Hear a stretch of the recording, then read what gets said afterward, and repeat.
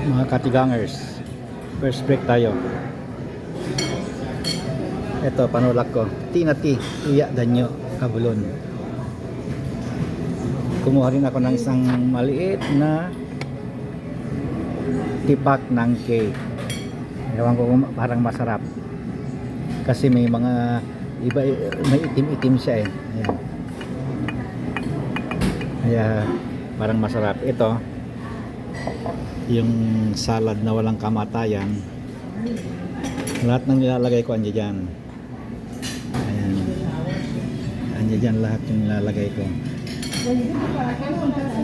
Yung itlog kailangan nasa gitna, ingatan ang itlog kaya ilagay sa gitna. Tapos yung dalawang klaseng nut andyan dyan din. Ayan.